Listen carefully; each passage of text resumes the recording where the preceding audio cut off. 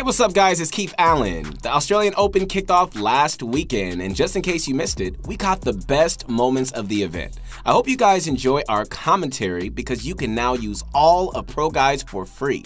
Check out the best guides and tips available to improve your game fast. Jalen is a player that caught Tifu's eye early, so I was really excited to watch him play. Unfortunately, he wasn't featured very often. Watching just this fight, I can already see a lot of great qualities, great builds and instincts being shown here by both players. That was a great fight. Jumping ahead to the mid-game, you can already tell that Oceanic players love to fight. There are only 55 players left. NA and EU would have around 70 players at this point. The circle is near paradise as well. Natural terrain is going to make or break the game for everyone, so let's skip ahead and let's see what happens. There's this passive play that we're used to. The amount of action that happens is dictated by the zone moving. But the zone didn't move very far. In fact, it spawned on a majority of the players. Chief's Parpy is in a pretty good spot. His high ground looks very reinforced, and I'm curious to see if he can capitalize and win the game from here. Seeing only a few planes up there is refreshing because NA and EU games have like 10 to 15 planes up there at times. I can't wait until they're all gone. Now this is the storm that's going to kill everyone. We also get another check-in with Jalen. I wish he threw the dynamite with more thought, but it's a high-pressure situation, so it's fine. Not the cleanest 50-50 win, but he still comes out on top. Imagine being low on mats in this situation. You'd be done for. Zones that force you to go over mountains are killer in pro play. Now look how brutal this rotation is. I almost feel bad. They have to move down the mountain they just climbed. Players are dry on mats. You can definitely expect players to start dying. High ground in his end as well. Minkin's going to pick up an elimination as well. Fights are ensuing. It's going to be a nice shot on Hershicles of Renegades, but no, he is going to get taken out there by Shy. Hershicles gets cleaned up as well. On board with Zenith, looking for high ground to his name. Back to this game is definitely coming down to a heal off. Sitting on 1 HP, Jordy, Twins. Getting up. Only a few players left, and this is the final circle. He's going to have to sneak in here, and that might be all she wrote. Jalen going down with 6 elims, should still feel good about that. Oh, look who's still alive here. It's going to be the X2 twin. That's Jesse, who qualified, going for the heal off. We know how well he plays in the late game, a more passive player, very smart, very consistent player, and it looks like one of the X2 twins is looking to win this first game. Chances are Minkin's going to go down the storm here in a second. Snake just throwing it all the way down. That redeploy maybe. Could not land it. And it's going to be Jesse. It home. Can you believe it? Game number 1. With 5 HP to his name, it is Jesse, the X2 twin himself, representing for the brothers here, and a nice cheeky dance. This game felt like a fall skirmish game. I mean, they're clearly behind in skill level. Some players looked obviously way more dominant, but it's just game 1, and maybe the nerves got the better of them. Let's move on to game 2 and see if there are any differences. X2 Twins is hiding. This is how he won the first game with the 0-kill heal-off. But hey, it's a viable strat to win the game. It's a BR after all. That unedited trick is great for passive players. It makes your wall weak, but you can see through it again. He's still there after 2 minutes. What a champ. Now we're going to see him play at IEM Katowice, so I hope he can change up his style against the best players in the world. These are some very aggressive plays. It's much different than how NA and EU play. It probably comes down to inexperience, but at least they aren't scared. Tilted towers in games are pretty rare. A lot of tall, reinforced buildings and mountains nearby. If the circle moves out of tilted, then players are going to drop like flies. A bunch of players rotating through tilted and over a mountain is a nightmare. Ouch. That storm is brutal. We're going to see a bunch of materials being burned and an uncomfortable amount of tunnels. 35 people are alive right now, and I'm pretty sure it's going to be a lot less very soon. Look at that! 18 players down, and on the bottom left of my screen, I see the 0-kill legend again sitting pretty at full health and shield. He's in a great position to win the game again. He has uncontested mid-ground and still about 800 metal left. Mid-ground play is tricky in high-level lobbies. It's really easy to get sandwiched, and he's also not reinforcing at all. One deagle shot, and he's gone. That's the danger of mid-ground. Not Neighbor's position isn't that great, even though he has high ground. Everyone is turtling up, he can't even capitalize, and once the storm moves, he can easily be shot out. It's the RNG scramble now. Your goal is not to run into anyone, and if you do, then you better hope that you get the first shot. Look at his loadout. You already know what his game plan is. He's probably going to win unless someone goes in on him. It's going to be hard though. I mean, look at his mats. This is why metal is so important in the late game. That D shot would have broken wood and sent him straight into a pump shot. Now you know why pros farm brick and metal all the time. This game is going down to another heal off. I do respect that Gosu Keith is going in for the kill. Love it or hate it, X2 Twins has a game plan and he executed it. He wins again with another 0-kill heal off. I'm not gonna lie, I'm kinda disappointed in how late games have ended. I mean, everyone looks forward to intense turtle wars and watching the treacherous journey of the eventual winner. But, I mean, I get it. Wins like these happens, and this playstyle works. I'm gonna do us a huge favor and skip to the endgame. Here's the 2-time winner again with the loadout that fits his playstyle. Now, normally, players hold into the rift and possibly sneak into the safe zone. But this way, X2 Twins ensures that he saves all of his mats. And as we've seen in the first 2 games, mats are his lifeblood. Look at that, he's rewarded with his play.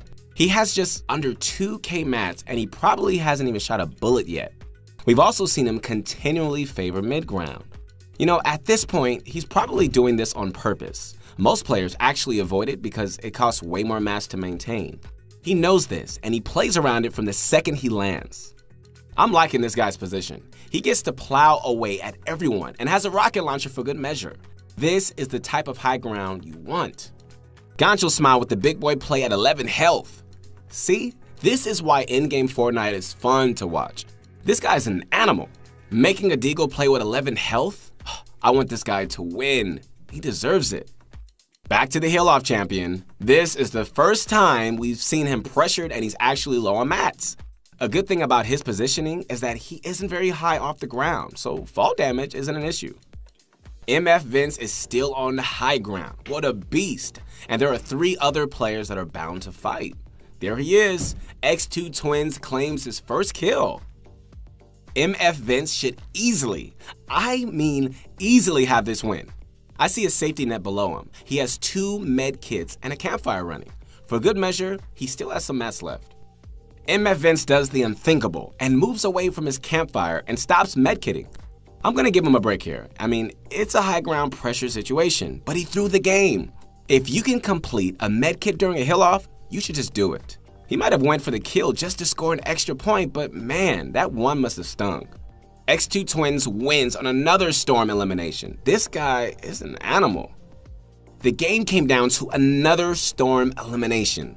I'm still getting very strong fall skirmish vibes.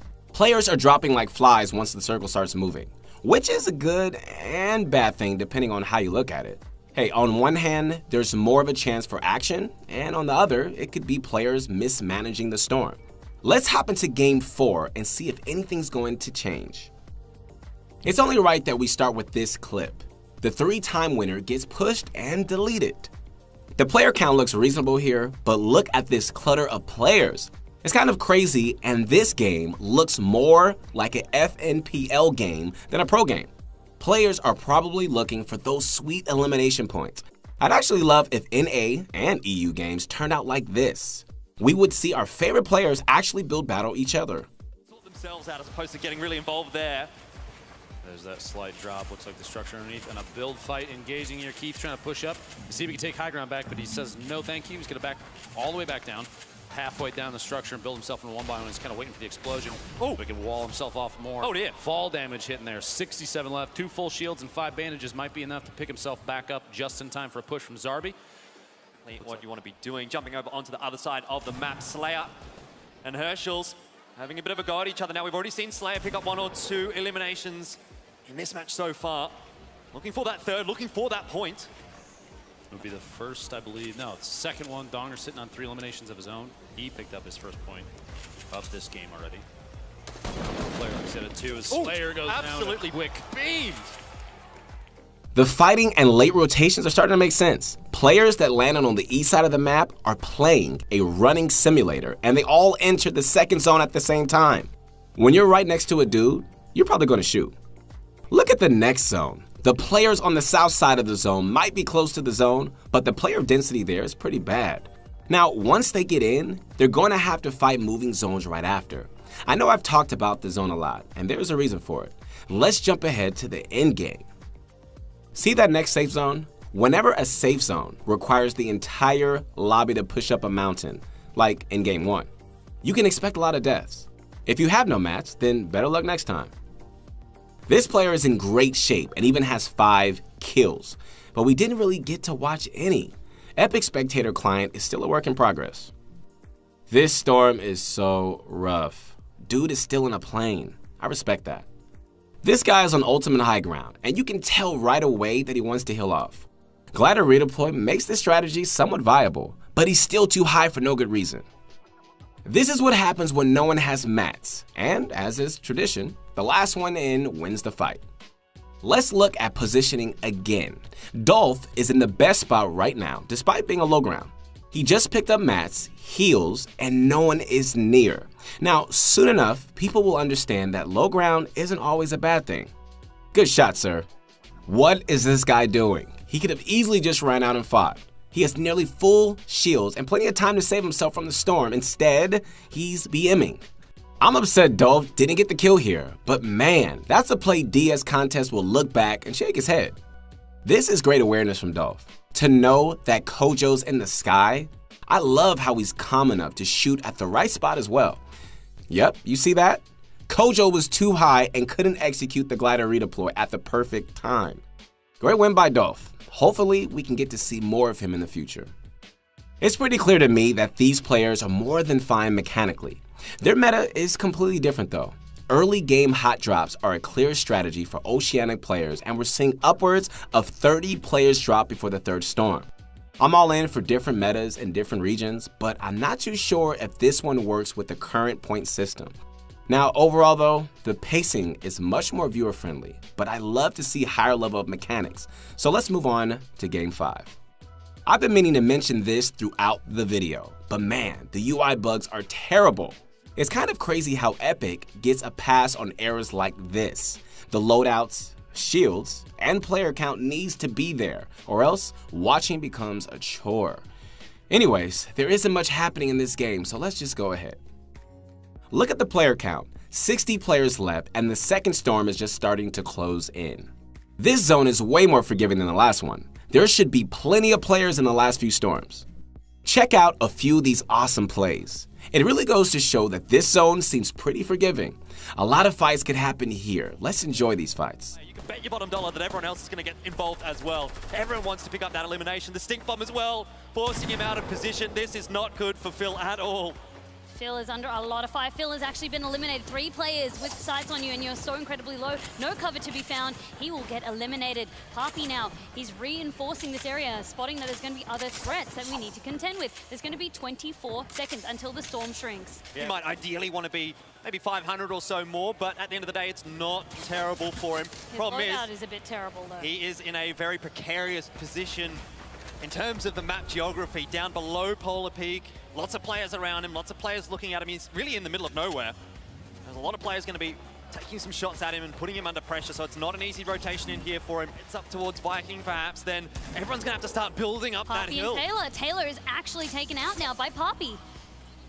You can see for Skylar, it's very, very hard if you don't have that sniper rifle assisting you, the drop-off range from this weapon. Not really assisting him as he's trying to take these shots, but Boys is here to join the party, and Boys is knocking on Skylar's door. He doesn't have the building, the ability to break those buildings. He doesn't have a deagle, he doesn't have an SMG, anything like that. The shotgun, not really going to be so great, nor is the heavy rifle. So I think he might need to just disengage that close range fight. There he is, X2 Twins in his natural habitat. It's going to be interesting because he's so close to everyone else and is stuck on low ground. Kojo's is again on high ground and looking ready for a late game push. It's the same group of players in every late game. The skill gap is huge. Oh my gosh, that's tragic. Look at the top left of your screen. Chief's Papi lashed into a zip line, then jumped off. My condolences. I really like how Kojo's is playing. His playstyle would fit right in with the NA and EU meta. Smart play to push close enough and begin pressuring. Even though he drops, he easily picks himself up there. Mr. Fresh Asian taking out Kojo's is a nice 50-50 fight, and then he gets a free launchpad play. Very nice stuff. Wow, another launchpad. He doesn't have redeploy, so being here is a bit scary. Naper picking up a kill and then using glider redeploy. This is actually shaping up to be an exciting game to watch. Yeah, this guy is dead. No mats, no, nothing to get down safely. This is the real last fight here. Ouch, getting hit like that sucks. Wow, that's a choke. I feel really bad because a lot of people are going to make fun of him, but that's a very stressful situation. Hats off to Not Naper still though. 5 kills, second place in a good game. That's not bad. I don't know if you guys could tell, but I was a lot more entertained this game than with the other game. There are some clear advantages to having a late game with only 40 people. I'm also starting to see the same trend of players make it to the late game, and that's a good thing. Game 5 has me pretty excited for the last game. I'm expecting a lot of players to be aggressive in this game. I mean, it's the last chance for points, so it's common to see players go hyper aggressive. These house gridlocks are the worst. No one really wants to make the move. I like this launchpad play. It feels like a waste, but it's all about living to fight another day. This was one of my favorite fights in the entire event. Jalen tries to break the box and attempts the roof face trick. Spoling with a great move to slip out. Wow, now that's an insane wall phasing trick. I know about the floor edit one, but this cone phase is way better. I'll definitely have this in a video for you guys in the future. That shot was so good by Spoling. RIP Jalen. That was a great fight though. And PS, rocket launchers are OP. This safe zone is pretty interesting. Now, there's a lot of flat ground, which means players are going to burn through mats. The north side is also very dense with players. Rotating through a divot is going to be terrible. Planes are a lot of fun. X2 Twins is setting up for another top 10 placement. He has a ton of mats as well. I'm seeing a lot of the same names in the late game. Again, point chasing is probably going to be crazy in the last few minutes, so it should be pretty exciting. X2 Twins with another extremely fast rotation ahead of the pack. He's still on that mid ground too. I mean, look at him. He's just tunneling. He has no intention to fight just yet. Geordie getting taken down. Kieran also falling. But Iraqi, the one I think that we need to keep an eye on. Iraqi and Jesse, it's the race to the finish. It's the race right now to the 100K. And it all comes down to this. Iraqi trying to put his... Pretty lucky break for Gosu Keat there. Smart play all around by Jax. Playing the angles on low ground is a trademark of a good player. Jax must be really nervous right now, because I know he probably would have hit those normally. He got this point, so, that's what matters. Great game by him. X2 Twins is on his mid ground, but he has no mats now. He has to fight, and it's crazy to think that we haven't seen a 3-time winner full-on fight yet. Oh, there it is. 1 kill with his AR, and a clean edit play right after. He's clearly a very skilled player, and it frustrates me as a viewer that he isn't making plays. Let's roll the rest of the game and see how it plays out. This is going down to the wire. It might come down to an Iraqi versus Jesse finish here. That's a possibility. 6 players left. It all comes down to this. Jesse, the X-Twin, all eyes on him. He's got no mats. Poppy's down now, but X2 Twins, they're on the ground. This is not the situation Jesse likes to be in. He's going to put some shots in on the mid-ground, but not many bandages to his name. Jesse, with 5 people left, needs to try to stay alive. I think he has the cover to stay alive here. Here comes the heal off. Iraqi still high ground with a med kit as well. Oh, I don't know about this one for Jesse. He only has the bandages. Iraqi, another elimination for him. That's 6, 2 points. Another one actually. This was a fun game to watch. There were some outplays, some aggressive plays, and just overall kept me entertained. The quality of play definitely went up as players got more comfortable. The OCE region is clearly behind in terms of skill, but this event makes me optimistic for the World Cup coming soon. Hey guys, once again, it's Keith Allen, and I hope you guys enjoyed my commentary of the Australian Open. Now, for more Fortnite commentary, hey, check out Pro Guides and register for free. Don't forget to like and subscribe to our YouTube channel as well, and leave us a comment down below about which pro players you want us to talk about next. Hey, and I would love to hear from you if you guys want to connect with me personally on my Instagram. All right, stay tuned for more videos coming soon.